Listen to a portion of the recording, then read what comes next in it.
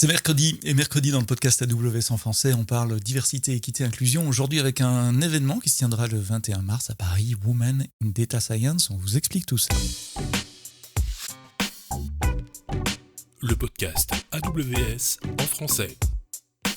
Sébastien Stormac. Bonjour, merci de télécharger le podcast AWS en français. Nous sommes un mercredi sur deux dans vos applications de podcast. On parle de diversité, d'équité et d'inclusion. Et puis tous les vendredis, un volet plus technique où on parle de technologie et d'AWS et du cloud en général.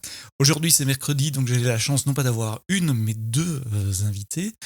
Merci à Iman Brigui, vous êtes docteur en IA. Non, on a dit qu'on se dirait tu. Tu es docteur en IA, professeure, chercheuse en IA également, directrice du Master Data Science à l'EM Lyon. Et Michel Bianchi, tu es étudiante justement dans ce Master Data Science et AI Stratégie. Tu as été stagiaire chez Amazon. Et toutes les deux, vous allez parler de votre parcours et ce qui vous a amené à cet événement que j'ai mentionné dans l'introduction, qui est le 21 mars prochain à Paris, Women in Data Science. Vous avez évidemment les liens dans les notes de ce podcast. Avant de voir comment vous en êtes arrivé à vous impliquer dans ce mouvement Women in Data Science, Iman, peut-être expliquer c'est quoi WIDS, comme on dit, Women in Data Science. Merci Sébastien pour l'invitation, merci pour la question et merci pour cette opportunité pour présenter notre événement Women in Data Science à Paris.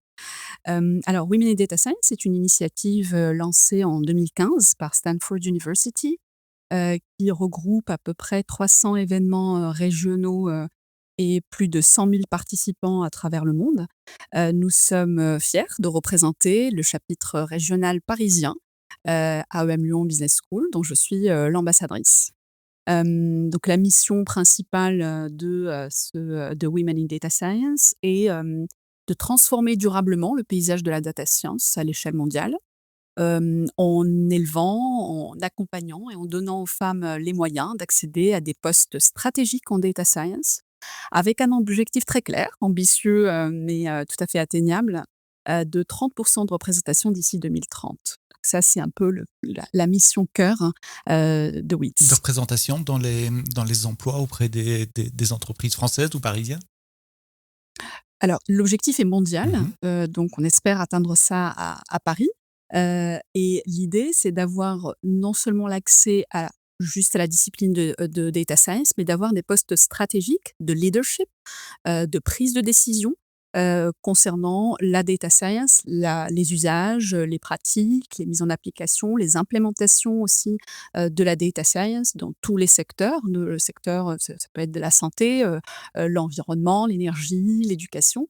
Et donc, une plus grande empreinte des femmes dans la data science en général et dans les entreprises en particulier. Dans ce podcast, on parle beaucoup de Women in Tech. Est-ce que WITS, Women in Data Science, c'est un sous-ensemble de Women in Tech? Est-ce qu'il y a une collaboration entre les deux mouvements? La collaboration n'est pas tout à fait évidente, mais on partage beaucoup de points de convergence. Mhm.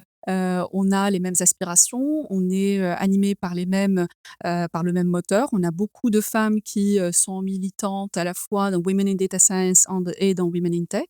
Donc les objectifs sont communs, bien que les initiatives sont différentes Mhm. et les formats sont aussi différents.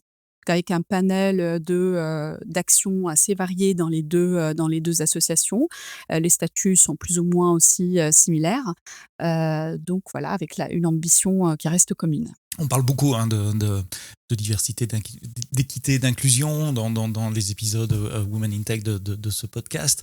On parle de la sous-représentativité des femmes, mais pas que, de beaucoup d'autres minorités, parfois non visibles également. Est-ce que tu es parti du même constat dans le monde de la data science? Alors, je reformule ma question, peut-être je ne suis pas clair. Est-ce que c'est pire en data science qu'en IT en général? Oui, c'est assez, je vais pas dire pire, on va pas Mhm. employer les mots négatifs.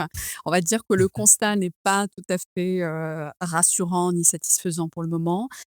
Effectivement, on a un paysage, où les femmes restent largement, sous-représentées, parfois invisibilisées, parfois invisibles. Avec déjà moins de 20% d'étudiants dans les STEM en général. Donc les STEM, ça inclut Science, Technology, Engineering and Mathematics. et puis surtout à peine 10% des postes à décision, donc des postes de Ah stratégie. oui. Donc c'est un vrai déséquilibre, qu'on constate aujourd'hui et surtout c'est un véritable risque sociétal. C'est-à-dire au-delà, de la question, un peu éthique en fait d'inclusion, des femmes, il s'agit là d'une véritable, pénurie en fait de femmes dans ces rôles-là. Avec le risque de construire des systèmes qui ne représentent pas la totalité de la population, puisqu'on a déjà abordé ce sujet également dans d'autres épisodes avec Virginie Mativet notamment, où on disait si l'équipe qui construit un système, et je parle de Generative AI spécifiquement ici, n'est pas représentative de la solution, forcément le système lui-même ne sera pas représentatif de la Absolument. population. Pardon.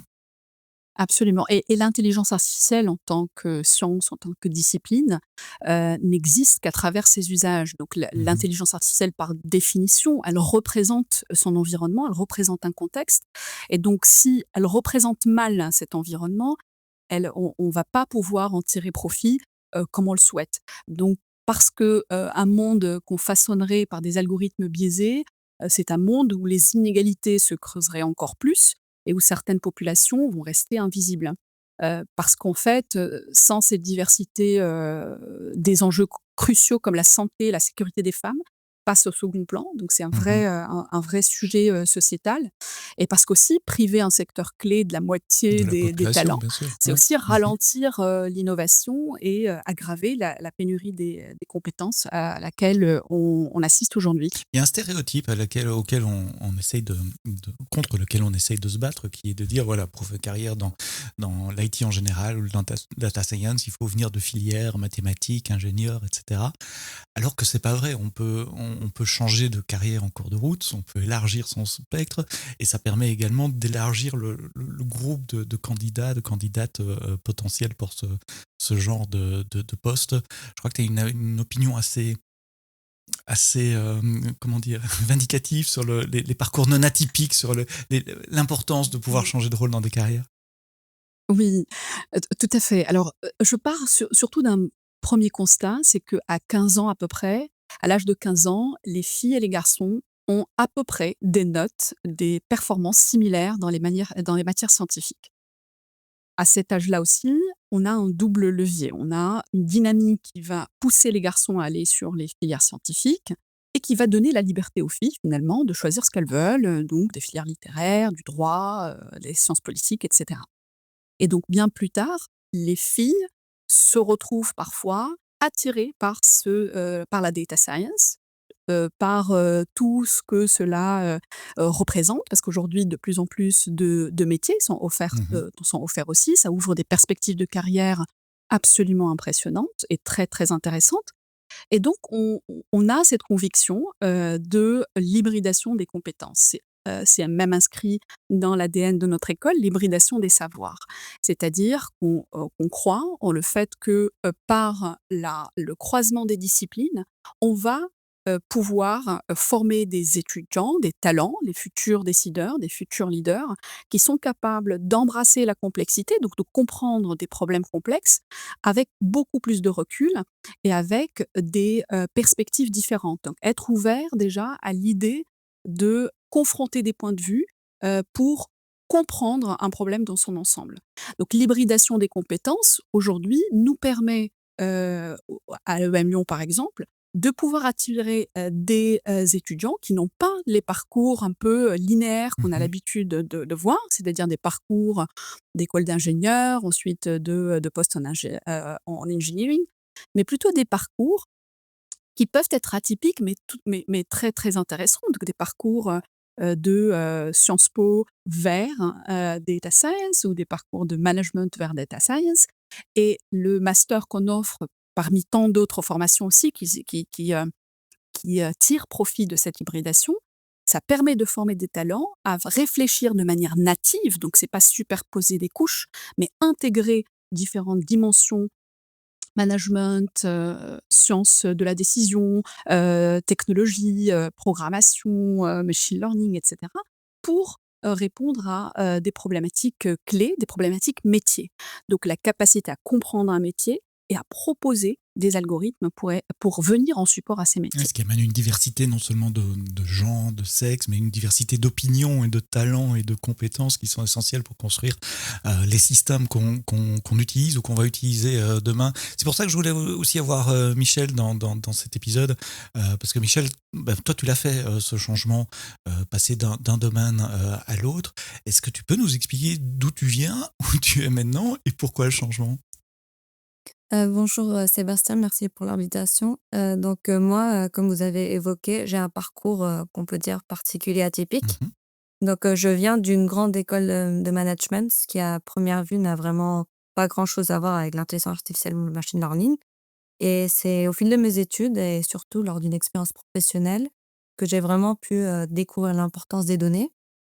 Et puisque j'étais exposée donc à la transformation digitale du service import-export où j'ai travaillé, cela m'a permis de voir comment automatiser des processus et implanter des nouveaux systèmes pouvait vraiment améliorer l'efficacité opérationnelle, et la prise de décision d'un service, et c'est ce qui m'a permis de comprendre vraiment l'importance des données dans la stratégie d'une entreprise et m'a, réveillé une passion pour la data et pour la data science.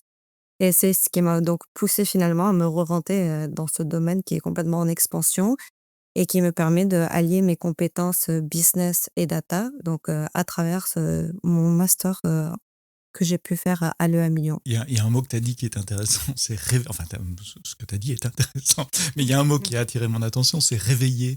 Ça veut dire que tu avais déjà un appétit, peut-être avant de commencer la grande école commerciale, mais que cet appétit a été réorienté consciemment ou non vers autre chose, un appétit pour les données. Oui, tout à fait, parce qu'en fait, comme, évoqué Iman, on n'est pas forcément moi, personnellement, j'étais pas exposée, déjà d'un jeune âge vers, tous les métiers, Mhm. techniques ou informatiques ou programmation, c'est pas quelque chose qu'on a forcément en tête, et donc on se le met complètement de côté, et puisque, on n'a pas cet accès à des programmes techniques, et je pense que les parcours non traditionnels sont super intéressants parce qu'ils peuvent vraiment être enrichissants, et beaucoup de femmes, elles n'ont pas forcément cette conscience qu'il y a plein d'opportunités dans la tech parce qu'on nous fait croire souvent qu'on n'a pas les capacités, Mhm. et pour moi, c'est pour ça que c'est important de dépasser ce sentiment et se lancer, de tenter, parce que en fait, si on n'essaye jamais, on saura même pas si c'est quelque chose qui peut nous plaire ou si ça sera même quelque chose, dans laquelle on va être très bon. D'un côté, j'ai envie de te demander qu'est-ce qui aurait permis de partir directement dans le monde IT et data dès après le bac, mais en même temps, je me rends compte que le fait que tu sois passé par une école de commerce avant, c'est un avantage, c'est un plus à la fois pour toi et pour les gens avec qui tu travailles. Donc je suis pas sûr qu'il faille voir quelles sont les causes qui t'ont éloigné de la filière scientifique dès le départ, mais est-ce qu'un manque de rôle modèle, comme on dit en anglais, de personnes exemples pour montrer oui c'est possible d'être une femme, de travailler dans ces métiers-là, est-ce que c'est quelque chose qui t'aurait aidé quand tu étais lycéenne? Je pense que oui, tout à fait. Le fait d'avoir des rôles modèles, c'est très inspirant pour des jeunes filles, comme moi je l'étais avant, et je pense que ça permet c'est comme une source de motivation qui nous permet de voir que c'est un chemin qui est accessible à toutes, en fait, et je pense que si j'avais eu des rôles modèles, à l'époque, j'aurais pu vraiment me dire: «Ah, c'est des filières à laquelle moi aussi je pourrais accéder éventuellement», et c'est pour ça que WIDS, c'est vraiment très, très important qu'ils donnent ce message, qu'ils partagent ce message de rôle modèle et qui nous inspire et qui montre, que si d'autres femmes l'ont fait, nous on a tout à Mhm. fait aussi la possibilité d'y Et arriver. c'est ta contribution maintenant dans WITS de dire ben voilà je l'ai fait, maintenant c'est toi le Et tout rôle à fait. modèle pour les autres. Iman, est-ce que il n'y a pas une barrière psychologique de dire je vais pas commencer des études dans l'IT en général ou dans la data science parce que c'est très mathématique, c'est très tech et moi je viens de Sciences Po comme tu as dit tout à l'heure. C'est deux mondes différents. Est-ce qu'il y a une barrière à l'entrée? Je dirais ça dépend à quel moment ça intervient dans le parcours d'un étudiant. Effectivement, comme je disais tout à l'heure, un peu au collège, au lycée, c'est plus une question de j'ai une palette incroyable, les filles ont une palette incroyable de possibilités, Mhm. Les garçons, on va plutôt les pousser vers les filières scientifiques et c'est ce qui crée le déséquilibre. Un peu plus tard, ça devient différent, c'est-à-dire que même les filles qui vont aller sur des carrières en data science vont se retrouver dans des milieux très masculins. Et donc, forcément, on va se poser beaucoup de questions. On va se dire, bon, alors, est-ce que c'est là où je veux être ou pas? Et c'est là où intervient, le rôle aussi des entreprises, le rôle, des collègues, le rôle des hommes. Parce que c'est vrai Mmh. que jusque-là, on parle de femmes militantes pour Women in Data Science, mais il faut aussi, signaler que beaucoup d'hommes font partie, de Women in Data Science parce que c'est une cause commune, pour plus d'inclusion, dans la société en général. Et donc le frein va être différent. Le frein professionnel n'est pas tout à fait le frein, pendant les études, mais c'est vrai que, de toute façon, les STEM en général ont la réputation d'être des filières, très compliquées, très complexes, qui nécessitent beaucoup de travail, pour lesquelles on doit être presque équipé, de manière naturelle, ce qui est totalement faux. C'est-à-dire, il y a des gens qui ont des prédispositions à être bons et d'autres qui ont des qui Mmh. les ont pas. Et ça, c'est faux. C'est juste, en fait, c'est la façon avec laquelle on approche ces disciplines, qui d'ailleurs, pour les femmes, eh ben, on va pouvoir l'exprimer de manière beaucoup plus décomplexée, de dire: «Ah ben, les maths, c'est pas pour moi». Tandis que pour, les jeunes garçons, eh ben, c'est plus difficile à dire, donc on va travailler plus parce qu'on va pas pouvoir, l'assumer de façon aussi évidente. Donc c'est plus, c'est donc la barrière, c'est pas en tant que telle une barrière, mais c'est plus une façon d'approcher ces disciplines qui n'est pas la même. Après, rappelons aussi que, ce fossé-là, c'est ce qu'on observe, un peu dans notre environnement occidental. Parfois, on a d'autres cultures où, il n'y a absolument aucune différence, c'est-à-dire, en gros, les parents poussent autant les filles que les garçons à aller sur les filières scientifiques et donc il n'y a pas cette grande dissonance entre, les garçons et les filles pour approcher ces thématiques et ces disciplines-là. Oui, il y a quelques, quelques semaines, quelques mois, et je vous mettrai un lien vers cet épisode. On avait la CTO du groupe Airbus qui nous disait exactement ça. Dans d'autres cultures, on n'a pas les mêmes challenges, en Inde notamment. Elle a beaucoup plus facile à recruter des femmes parce que c'est plus naturel pour des femmes d'embarquer dans ces carrières-là. Tu as parlé de l'incitation ou de la motivation initiale. Il y a aussi la carotte après. Quand on fait ce genre d'études ou de reconversion, on peut tomber sur un marché de l'emploi qui est beaucoup plus ouvert, plus dynamique, il y a plus de jobs, avec des salaires peut-être un peu plus élevés que la moyenne aussi. Est-ce que ça pourrait être une raison pour inciter aussi des femmes et des jeunes à rentrer dans ces filières? Absolument, c'est une des raisons principales, qu'on essaye aussi de partager, de rappeler parce que c'est un domaine qui recrute beaucoup. Il y a à la fois une pénurie, de compétences, un manque de talent évident aujourd'hui, on le voit avec les entreprises qui ont beaucoup de mal à attirer, des data scientists, des business analysts parfois, mais des data analysts ou des ingénieurs.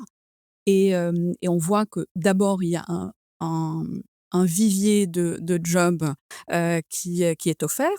Ensuite, on a aussi des perspectives de carrière incroyables, c'est-à-dire avec des salaires qui peuvent aller jusqu'à 2 fois plus, à la sortie, d'école. Et donc c'est aussi une opportunité économique, une opportunité financière pour ces femmes, qui ne doivent pas, s'en priver. Quelles sont les barrières? Quels sont les challenges que tu observes spécifiquement dans le domaine de la data science? En préparant cet épisode, tu m'as dit, il y a des barrières psychologiques face à l'usage de nouvelles technologies. Tu constates que les femmes autour de toi, peut-être, sont pas les premières à adopter, je sais pas, un ChatGPT, qui est rentré maintenant dans la vie de beaucoup de personnes depuis 1 an. Heu, j'ai pas, enfin, peut-être que je vis dans un monde spécial, mais j'ai pas cette impression-là dans ma famille, autour de moi, vraiment les gens qui Ouais. me sont proches. Alors, une étude récente de chercheurs, danois, donc au-delà de ce qu'on Mmh. observe autour de nous, en fait, elle pointe, à un chiffre assez impressionnant. C'est que les femmes sont 20 moins susceptibles d'utiliser l'IA générative que les hommes qui exercent exactement le même métier. Donc et pire que ça, c'est que cet écart aussi, on l'observe chez les 18-24 ans. C'est-à-dire que c'est pas simplement une barrière d'âge, c'est-à-dire on a toujours associé l'appétence à la tech, l'utilisation des applications, des algorithmes, et cetera, finalement à l'âge. En fait, on peut aussi, même si on intègre la variable âge, on observe exactement les mêmes proportions chez les 18-24 ans. Et donc, on voit très bien que les femmes, même sur l'utilisation de cet outil, elles sont moins, moins utilisatrices, voire y compris aussi dans le domaine de la recherche. Déjà, le domaine de la recherche, selon l'étude récente de l'UNESCO, on n'a que 30 de chercheuses. Donc la recherche, rappelons que la recherche quand même Mhm. irrigue toutes les disciplines, irrigue aussi l'innovation, la technologie, la santé, etc. Déjà, les femmes sont sous-représentées par 30. Et donc dans ces 30 là, on va retrouver ces mêmes proportions de femmes, même à des postes de recherche, etc., pour de l'exploitation de données, par exemple. Et bon, elles vont utiliser beaucoup moins l'IA générative que leurs homologues masculins. Et donc ça, c'est un vrai sujet que je trouve extrêmement important pour nous en tant que professionnels de l'éducation, de partir sur une quasi-généralisation de l'utilisation de l'IA dans les différents métiers, que ce soit en médecine, que ce soit en droit, en sciences politiques, en journalisme. Donc pas uniquement sur le business et le management, mais élargir à tous les métiers. Certains avis un peu extrêmes peuvent dire, bah, votre métier, c'est soit il va être remplacé par l'IA, soit il va être complètement repensé, bousculé, transformé par l'IA. Et dans les deux cas, il va falloir s'équiper, il va falloir anticiper ces changements.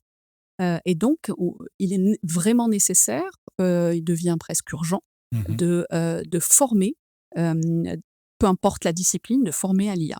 Oui, là, on parle de l'utilisation de l'IA, pas nécessairement le data science, mais je te rejoins sur cette conclusion que beaucoup de métiers vont changer grâce ou à cause de ces technologies. Et que si nous, on ne l'adapte pas, ben, ce sera notre concurrent d'emploi qui l'adoptera et qui pourra être engagé à notre place parce qu'il ou elle sera plus productive. Est-ce que les chercheurs qui ont fait cette étude, qui montrent que les femmes ont tendance à moins utiliser les nouvelles technologies que les hommes, se sont risqués à une hypothèse? Pourquoi? Alors l'article ne dit pas le pourquoi, très clairement, mais il dit quelque chose d'extrêmement important, c'est que les femmes sont conscientes de ce gap. C'est-à-dire elles Mhm. sont conscientes d'un vrai besoin de formation. On n'est pas dans le déni. Donc les femmes qui ne l'utilisent pas vont dire qu'elles ne l'utilisent pas, mais elles sont tout à fait conscientes de l'utilité d'apprendre, de l'utilité de les utiliser. Et ça, c'est très important. C'est-à-dire si on exprime un besoin, on a déjà parcouru la moitié du chemin. Il reste plus qu'à finir Mhm. finalement, soit en utilisant, en expérimentant, soit en se formant, soit en s'acculturant un minimum à ces outils. Parce qu'au-delà de être plus performant, c'est plus on est plus performant, on est moins performant que les Mhm. autres. C'est ça le problème. C'est-à-dire on n'est pas en train de chercher l'extra mile, on est en retard par rapport aux personnes qui les utilisent. Quelles sont les autres causes possibles de non-adoption, cette fois-ci non pas nécessairement de technologie, mais d'études dans des filières telles que le data science? On parle souvent, en tout cas dans ces épisodes, de syndrome de l'imposteur, de manque de confiance en soi. Le syndrome de l'imposteur est un vrai sujet en data science. Un vrai sujet que moi, en tant que professeure, donc directrice de master, je le vois à travers mes étudiantes. Des étudiantes très souvent brillantes qui ont à la sortie de l'école des jobs absolument extrêmement intéressants, extrêmement importants et qui vont se poser des questions, beaucoup de questions. Se poser des questions de est-ce que je suis à la hauteur? Est-ce que je suis capable? Est-ce que j'ai les bons skill sets? Est-ce que je vais être aussi performante qu'ils me pensent être? Et donc toutes ces questions, euh, bizarrement, je les entends de mes étudiantes, je les entends jamais de mes étudiants. C'est assez curieux, donc c'est le constat que je fais. Donc les étudiants en général, ils sont tout à fait fiers et contents d'avoir ces jobs, ils sont confiants parce qu'ils ont été bien formés, ils savent à peu près qu'ils maîtrisent ce qu'il faut maîtriser, tandis que les filles vont se poser beaucoup plus de questions. Je rejoins Michel là-dessus, c'est parce que parfois elles manquent de rôle modèle, parfois elles atterrissent, je dis bien atterrissent dans des contextes professionnels extrêmement masculins et donc elles se mettent la pression, elles se mettent forcément la pression. Donc c'est vrai qu'on va l'observer beaucoup plus chez les filles que chez les garçons. Hem et donc dans ces cas-là, on a besoin en fait d'un reality check. On a besoin juste qu'on nous dise: «Mais rappelle-toi, tu as fini parmi le top 3 du master, Mhm. tu as fait ça, tu sais ça, tu sais faire ça. Si tu as passé, 5 ou 6 entretiens, donc ils croient en toi, donc tu mérites ta place». Et avoir ces échanges, ces mentors aussi, c'est très important dans une carrière d'avoir quelqu'un, qui vous rappelle, hein. C'est pas forcément qui vous donne plus confiance qu'il le faut, c'est pas maquiller la C'est réalité, juste la c'est petite voix. juste des vrais exactement la petite voix qui rappelle la réalité. Mhm. C'est juste rappeler que si tu es là, c'est que tu as mérité ta place. Je suis content que tu mentionnes le rôle du mentorat également, parce que c'est aussi un sujet qui revient très souvent dans la bouche de nos invités. C'est le fait de pouvoir aider les plus jeunes ou quand on est plus jeune, rechercher de nouveau des rôles modèles dans l'entreprise ou en dehors qui deviennent des mentors. Des mentors, j'essaie de traduire de l'anglais, ça passe pas bien en français. Des mentors, pardon, pour c'est pas un lapsus, c'est une tentative malheureuse de traduction en temps réel. Revenons sur cet événement Women in Data Science. Vous organisez une conférence à Paris le 21 mars. Est-ce que tu peux nous en dire un peu plus? Alors, nous accueillons donc le 21 mars la deuxième édition de Women in Data Science à Paris, sur notre campus parisien de M Lyon, gare de Lyon, donc très Mhm. accessible. On démarre, le programme est très chargé, très dense. On démarre à 9 heures du matin, au final 9 heures du soir, avec beaucoup Waouh. de workshops, de conférences, de panels. Donc la matinée va être dédiée à différents workshops offerts par nos partenaires, que je remercie. Donc nos partenaires AWS, Hugging Face, Thales et Datacraft. Donc ils nous proposent 4 workshops matinaux autour des robotiques, chez Hugging Face. On a des workshops sur le design thinking par Thales, sur aussi Utility Rate Case par AWS. On aura aussi un workshop très intéressant avec Cortex et l'IA de système critique chez Thales. Donc toute la matinée dédiée à ça. Donc les étudiants, les professionnels auront la chance de voir les professionnels experts qui vont se déplacer sur notre campus pour ces workshops assez ludiques et très, très intéressants sur toute la matinée. L'après-midi démarre donc avec plusieurs keynotes, des keynotes sur Trust and AI, des keynotes aussi plus ou moins sectorielles, sur aussi des aspects techniques de GenAI et aussi on aura un panel discussion. On parlait tout à l'heure, Sébastien, de imposter syndrome et Mhm. de work-life balance, de toutes ces thématiques qui importent beaucoup aux femmes, aux mamans parfois, à comment gérer la vie de famille, la vie professionnelle. Donc ce sont des vrais sujets et c'est aussi important. Je ne l'ai pas dit tout à l'heure, mais on a besoin des rôles modèles pour nous dire que tout se passe bien et que des réussites, mais on a aussi besoin parfois d'exprimer les difficultés, d'exprimer les challenges que les femmes peuvent avoir au quotidien sur ce work-life balance, les moments aussi d'échec qui peuvent être juste des moments de parcours passagers. Donc c'est important sur ces panels de discussion, ces tables rondes, d'avoir ce partage d'expériences qui est à la fois touchant et qui nous rappelle qu'on a le droit à l'échec, on a le droit au doute.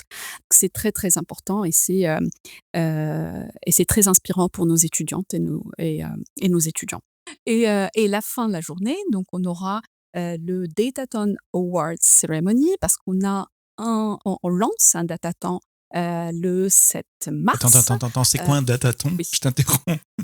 Alors un Datathon, c'est une compétition en Mhm. fait sur un sujet. Cette année, on s'attaque à un sujet très, très important, presque philosophique et technologique, autour des systèmes autonomes. Donc l'autonomie, tous les opportunités d'avoir des systèmes autonomes et puis les risques liés à l'utilisation de systèmes autonomes. Et on aura plein d'applications, on aura beaucoup de datasets que les étudiants pourraient explorer. Donc c'est un événement régional, donc ouvert à tous les étudiants des universités, des écoles de commerce, des écoles d'ingénieurs parisiennes. On formera des équipes multi-horizons, multi-background, avec une seule règle, chaque équipe doit avoir un team leader qui est une fille. Ça, c'est pour Women in Data Science, donc pour pousser les filles à prendre des rôles de leader. lead. Donc c'est important aussi. Donc le Datathon cette année, ça démarre le 7 mars. On aura le jury d'académiques et de professionnels le 17 mars et l'annonce des prix se fera à la fin pour clore la journée du 21.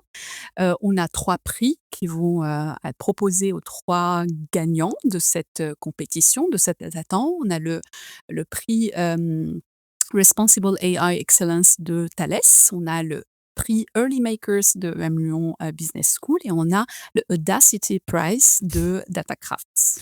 Et on peut s'inscrire en ligne. Je mets évidemment les liens vers les notes, dans les notes du podcast, le lien vers le formulaire d'inscription. Je vois pas de prix, c'est gratuit la journée. La journée est gratuite et un point extrêmement important, c'est qu'on a le cocktail de c'est networking pour important. clore la journée et donc c'est très important. Ça permet aussi qu'on puisse échanger et puis avoir un peu et trouver des contacts en data science, c'est très important. Donc bienvenue à tous ceux qui veulent se joindre à nous le 21 mars. Oui, il y a un aspect networking qui est super important dans tous les métiers, mais dans celui-là aussi. Donc le fait de pouvoir rencontrer des pairs, des personnes qui travaillent déjà, des personnes d'autres sociétés, ça c'est extrêmement important pour développer une carrière professionnelle. Donc c'est à Paris le 21 mars, 15 boulevard Diderot dans le 12e, tout près de la gare de Lyon, sur le campus de M Lyon. Pour terminer cette conversation passionnante, quel serait, et c'est peut-être une question pour toi Michel, le conseil que tu pourrais donner à quelqu'un qui nous écoute et qui hésite à s'embarquer dans une carrière dans la data science? Je dirais que mon message vraiment pour quelqu'un qui veut se lancer dans la tech ou dans la data science, c'est qu'il faut avoir le courage de prendre des risques et il faut vraiment se lancer. C'est un domaine où il y a beaucoup d'opportunités et il faut pas juste avoir de la confiance pour faire le premier pas, mais aussi surmonter tous les défis qu'on va rencontrer.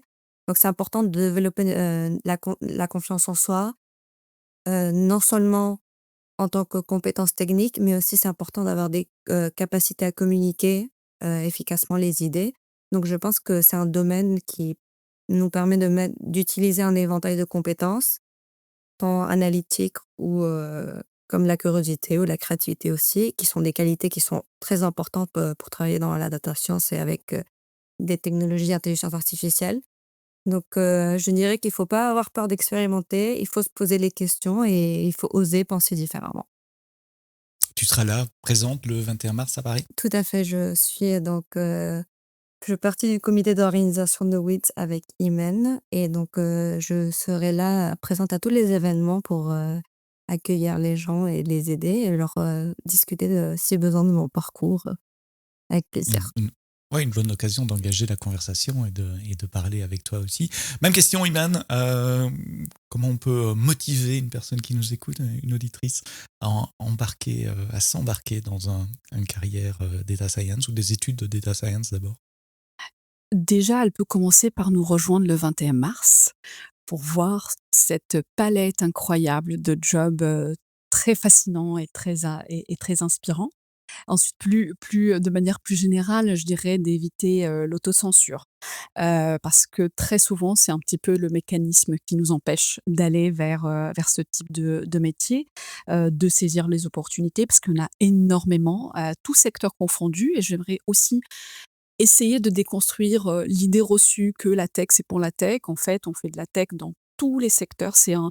parcours, c'est ce type de formation qu'on offre, nous, par exemple, c'est une formation presque généraliste, en fait. Après, vous pouvez travailler dans divers secteurs, vous pouvez exercer vos passions, vous pouvez être en support à des métiers qui vous intéressent. Et donc, c'est très important de aussi se dire que c'est très proche du concret. Donc c'est pas du tout des métiers qui sont derrière, des ordinateurs, on ne voit personne, on parle à personne. Ça c'est plus du tout le cas. C'est vraiment des métiers qui irriguent, d'autres métiers, d'autres disciplines et d'autres secteurs et qui les transforment. Et peut-être aussi un deuxième point, c'est avoir un growth mindset. C'est-à-dire que, ne pas se mettre trop la pression, accepter les échecs, accepter les doutes, c'est c'est, heu c'est important, mais aussi se féliciter, progresser et rêver. Quelle conclusion, j'ai rien à ajouter là-dessus. Merci Iman.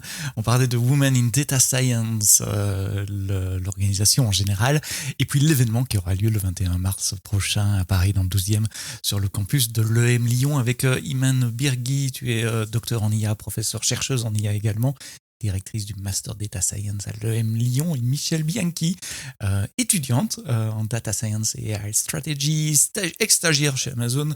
On n'a pas parlé de ton stage chez Amazon, je suis désolé. Je suis certain que tu as pu mettre à contribution tes savoirs et tes acquis de cette formation. Rendez-vous donc le 21 mars à l'événement Women in Data Science à Paris. Merci d'avoir écouté ce podcast AWS jusqu'au bout. Rendez-vous vendredi prochain pour un prochain épisode. Mais d'ici là, quoi que vous buildiez, quoi que vous codiez, codez-le bien.